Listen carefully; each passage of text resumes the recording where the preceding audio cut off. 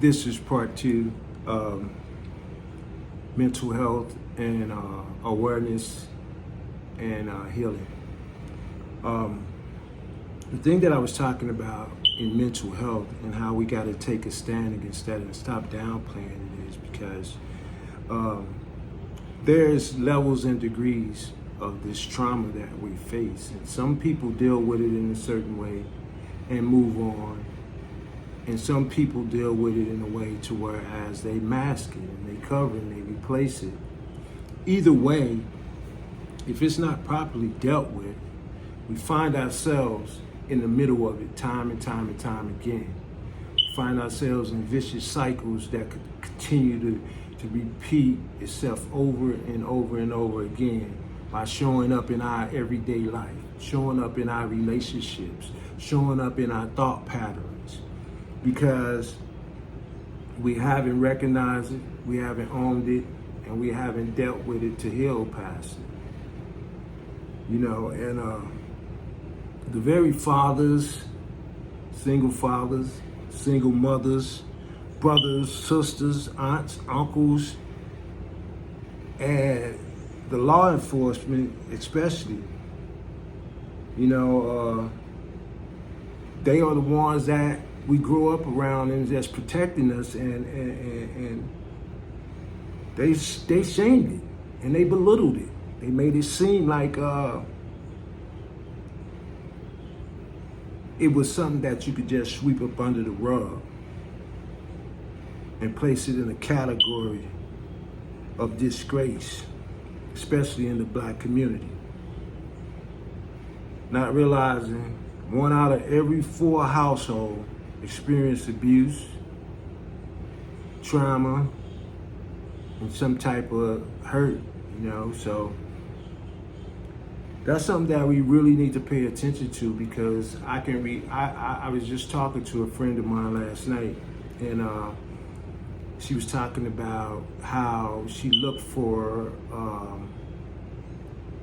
a safe space with her mate to be able to feel vulnerable, to be able to open up. And she expect that to come from her mate, and which I understand where she's coming from. But in that whole ideal of that safe space, and becoming vulnerable, you have to realize that it requires some particular attributes. It requires certain types of things from yourself as well as your mate, and truth and honesty and being buck naked and really knowing yourself and where you stand and accepting yourself is the key to knowing how to be in that vulnerable space, safe space, and getting buck naked and honest and truth about it, being truthful about what is taking place, and understanding your views the way they are. And see, this is the effect,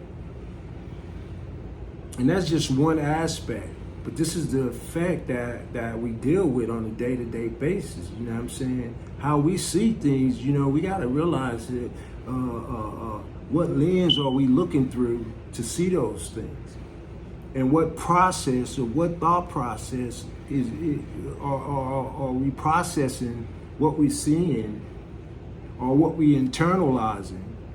What channels is that going through? And if you mask or you try to cover up certain things,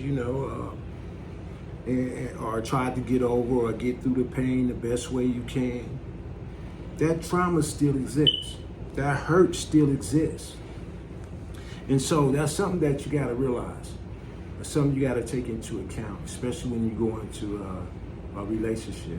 A lot of people talk about, oh yeah, pay attention to him if he coming with baggage and this, that, and the third, you know what I'm saying? Or her, if she's coming with baggage, you know what I'm saying? If she doing this and that, which is true. But you gotta think about it too like this. If you're able to recognize it, then how would you be able to recognize it if you haven't experienced it yourself?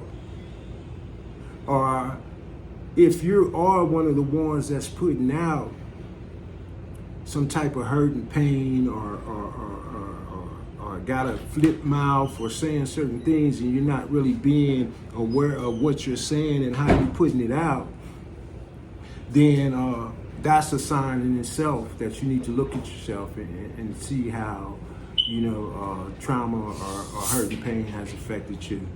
And at this point, I'm just gonna end the video, and I'll get back with you guys later.